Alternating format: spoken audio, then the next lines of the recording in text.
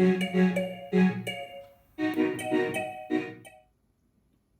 warm hello to all of you. Welcome back to my channel.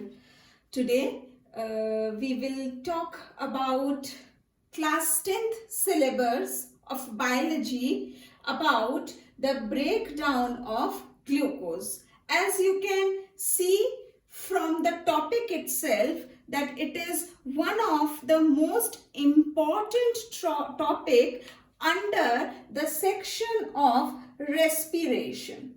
So without wasting any time further, let us start with our video. So we see that whenever we eat food, we take in glucose. That is, glucose is taken up by our body in the form of food. Now, what happens? Glucose, the formula for glucose is C6H12O6. That means it is a 6-carbon compound. Now, when this glucose enters into the cells of our body, that is, it is inside the cytoplasm. Now, according to the amount of oxygen, that is, amount of oxygen which is available inside the cell, inside the cytoplasm, now glucose will liberate different products as well as different amount of energy. This means what? The amount of energy produced by glucose varies and depends on the amount of oxygen which is available. Let us now proceed further. If we talk about that glucose is reacting with a condition where there is no oxygen, that is, in absence of oxygen. For example, we can take the example of yeast. What will happen? We find that ethanol is produced, carbon dioxide is produced, and some amount of energy is also liberated. Now, ethanol is a 2-carbon compound.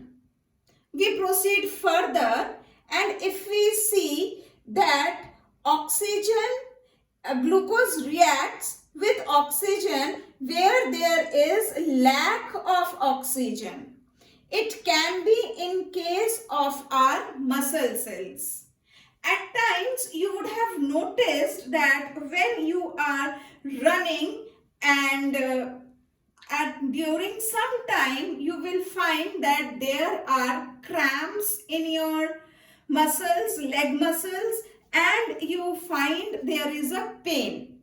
Why is that pain? Because when we run or when we do any intensive physical activity, what happens? Our body requires more amount of oxygen for respiration. And if the body fails to get or fails to meet that excess amount of oxygen, what will happen? Glucose will now react with lack of oxygen and it will produce lactic acid. Again, some amount of energy is also liberated here. This lactic acid, when formed in our muscles, leads to pain and it also causes cramps. This lactic acid is a 3-carbon molecule. We further proceed that if the same glucose reacts with presence of oxygen, that is, the amount of oxygen which glucose needs, if it is getting the right amount of oxygen, or if we say it is getting the required amount of oxygen which occurs where? In mitochondria. Then what will happen? Glucose will produce carbon dioxide, it will release water, and energy is also produced. Now a very important thing here is that the amount of glucose reacting with the amount of oxygen produces energy, but if the amount of oxygen is low, then the amount of energy produced will also be low. So let us consider the first condition where glucose is reacting with absence of oxygen. That means there is no oxygen at all, which is an anaerobic condition. So the amount of energy produced here will be least, or we can say minimum amount of energy will be produced. Now, in the second case, when glucose reacts with oxygen, but yes, it is lack of oxygen, it is not that much oxygen which is required, what will happen? Energy will be produced, but then it will be low. It won't be as less as that in the case of absence of oxygen, but definitely the amount of energy will be low. Now in the third case, we find that glucose reacts with the optimal amount of oxygen here. So the amount of energy produced here will be maximum and the highest amount of energy will be liberated here.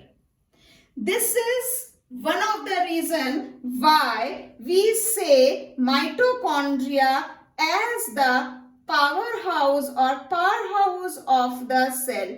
Why we call mitochondria as the powerhouse of the cell? Because mitochondria inside the cell is the one which liberates energy.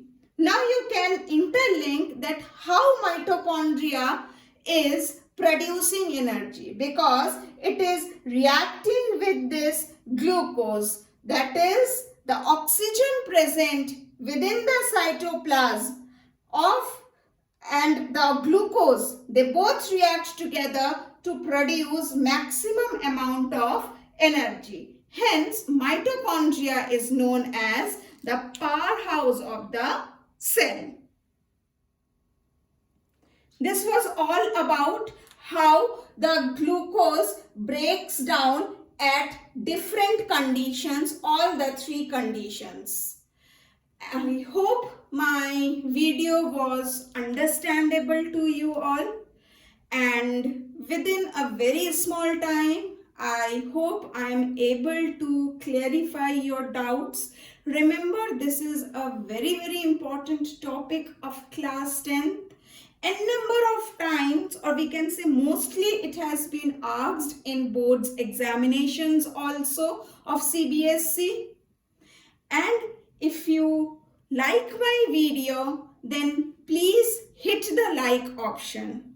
If you find that my videos can be shared with your friends, then do hit the share button.